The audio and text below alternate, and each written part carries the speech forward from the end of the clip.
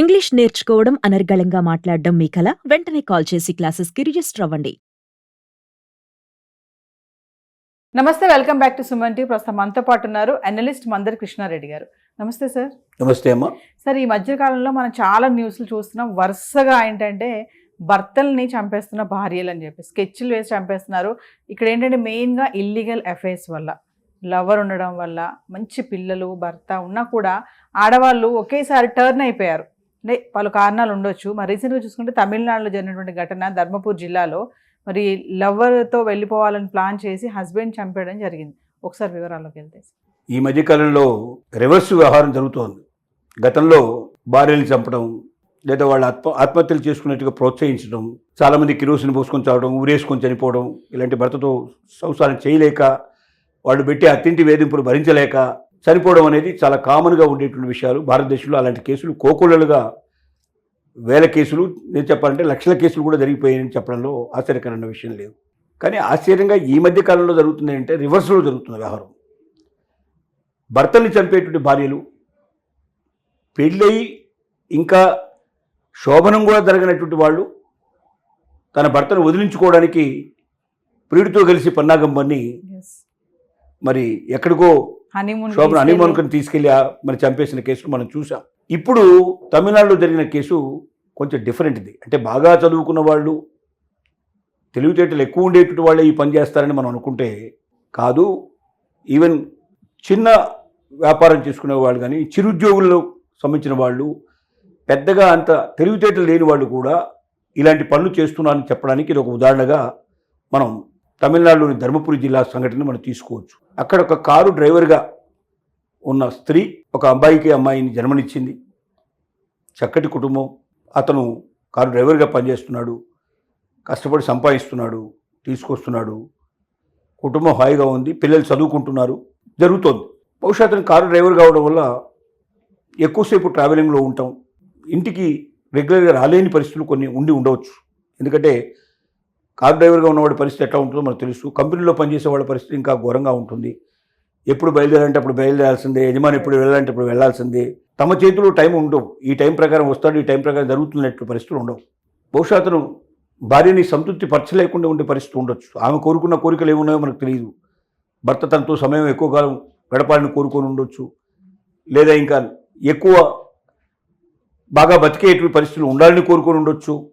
ఏదేమైనా పోనీ తను ఎవరి ప్రేమలో పడిందంటే ఏదో గొప్పవాడి ప్రేమలో కూడా పడలేదు. ఒక సెలూన్, మామూలుగా ఈ ఎవరైతే బార్బర్స్ ఉంటారో అలాంటి ఒక బార్బర్ ప్రేమలో పడింది. వాడు సెలూన్ నడుపుకుంటున్నాడు. మరి ఆ సెలూన్ నడిపేవాడు మధ్య మధ్య సమయం తీసుకొని ఇంటికి వచ్చేవాడేమో. బహుశా పక్కనే దగ్గరగా ఉండేటువంటి సెలూన్ ఎక్కడో దగ్గరగా ఉంటుంది. బహుశా వాళ్ళిద్దరి మధ్య ప్రేమ చిగురించింది, ఇద్దరి మధ్య శారీరక సంబంధం ఏర్పడింది.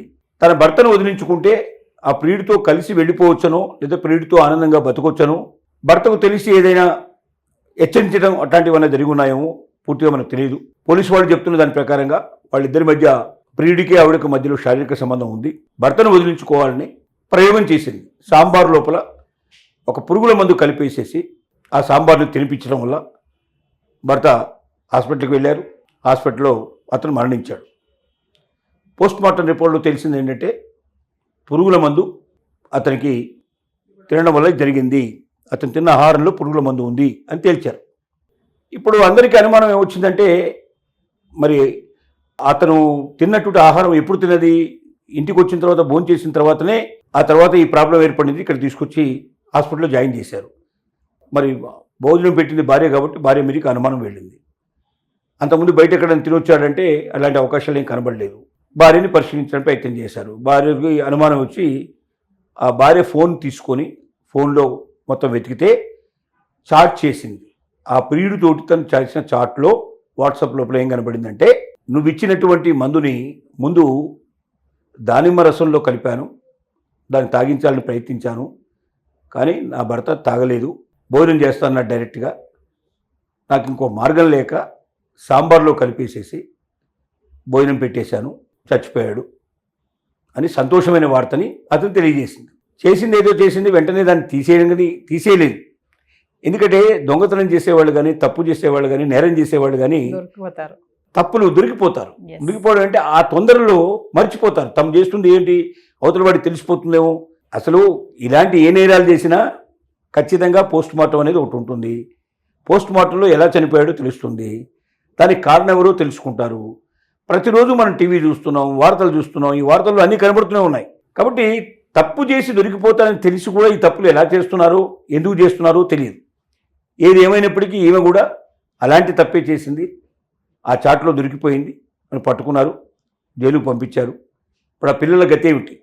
అటు తల్లిని పోగొట్టుకున్నారు, తల్లి జైల్లో ఉంది. ఆ పిల్లలు అనాథలు అయిపోతారు, రోడ్డు మీద పడిపోతారు. అలాంటప్పుడు పిల్లల్ని ఎందుకు కనాలి? మనం బిడ్డల్ని కన్నప్పుడు ఆ బిడ్డల్ని చక్కగా పోషించే పరిస్థితి ఉండాలి. మనకు ఇలాంటి ఆలోచనలు ఏమైనా ఉన్నప్పుడు బిడ్డల్ని కనకూడదు. బిడ్డల్ని కన్న తర్వాత ఇలాంటి ఆలోచనలు వచ్చినప్పుడు ఆ బిడ్డల గతి ఏమవుతుంది భవిష్యత్తులో? ఎవడైనా ప్రియుడు తనని ఆదరిస్తాడు కానీ తన బిడ్డల్ని ఆదరిస్తాడా? తన బిడ్డల్ని గొప్పగా పెంచగలుగుతాడా? ఆ బిడ్డల్ని ఆదరించి పెద్దవాళ్ళని చేసి వాళ్ళు ప్రయోజకులు చేసే అవకాశం ఉంటుందా? అంటే బిడ్డల గురించి ఆలోచించకుండా తల్లి తన స్వార్థం మాత్రం తను చూసుకున్నప్పుడు అలాంటి తల్లిని ప్రపంచం క్షమిస్తుందా? తను క్షమించగలుగుతుందా? ఇలాంటి ప్రశ్నలన్నిటికీ సమాధానం చెప్పుకోవాల్సిన అవసరం ఉంది.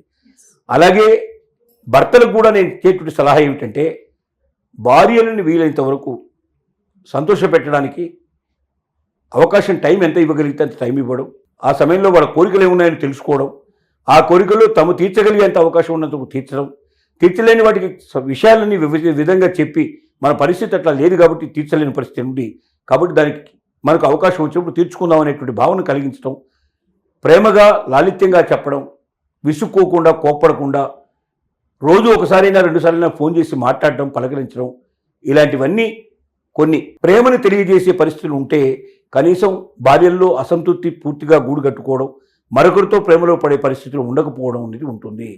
రెండోది, భార్య ఎటు వెళ్తుందని భర్త ఎటు వెళ్తున్నట్టు భార్య కూడా గమనించుకోవాల్సిన పరిస్థితి ఉంది. 100% నమ్మకంతో ఉండాల్సిన పరిస్థితి కాదు. అద్దాల గదిని కూడా చూడకపోతే దుమ్ము పడుతుందని చెప్పాడు మనకు కార్ల్ మార్క్స్. చెప్పినట్టు మాట ఏంటంటే, అద్దాల గది కూడా తూర్చకపోతే దాన్ని ఎప్పటికప్పుడు పరిశుభ్రం చేయకపోతే అది కూడా దుమ్ము పడుతుంది. అద్దాల గదే కదా, దుమ్ము ఎక్కడి నుంచి వస్తుంది అనుకుంటే తప్పు. అద్దంలోంచి కూడా దుమ్ము వచ్చే అవకాశం ఉంది, అద్దానికి కూడా దుమ్ము పట్టే అవకాశం. అంటే మంచి వ్యక్తులు కూడా చెడుగా ప్రవర్తించే పరిస్థితి ఏర్పడుతుంది, మంచి వాళ్ళు కూడా చెడ్డవాళ్ళుగా తయారయ్యే అవకాశం ఉంటుంది. కాబట్టి 1కి 10 సార్లు జాగ్రత్త పడి వీలైనంతవరకు సమస్యలు రాకుండా చూడాలి.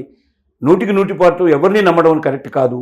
భర్తను భార్య అయినా, భార్యను భర్త అయినా, బిడ్డను తల్లి అయినా, బిడ్డలను కూడా మన పిల్లల్ని కూడా మనం రోజు గమనించకపోతే, వాళ్ళు ఎక్కడ ఎవరితో స్నేహం చేస్తున్నారో ఎక్కడో తెలియకపోతే ఏదో ఒక రోజున వాళ్ళు ఏదైనా ప్రమాదంలో ఇరుక్కోవడం కానీ లేదా వాళ్ళు ఏదైనా ప్రమాదం చేయడం కానీ సంభవించే అవకాశాలు ఉంటాయి. కాబట్టి తల్లిదండ్రులు జాగ్రత్త పడాల్సిందే, భార్యాభర్తలు జాగ్రత్త పడాల్సిందే, ప్రేయసి ప్రియులు జాగ్రత్త పడాల్సిందే. ఈనాడు ప్రపంచంలో ఎవరిని నమ్మే పరిస్థితి లేదు. నమ్మితేనే మోసం జరుగుతుంది, నమ్మకపోతే మోసం ఉండదు. అంటే మన నమ్మకమే మోసానికి దారితీస్తుంది. కాబట్టి నమ్మేటప్పుడు 1కి 10 సార్లు జాగ్రత్త పడమని కోరుతున్నాం. Thank you.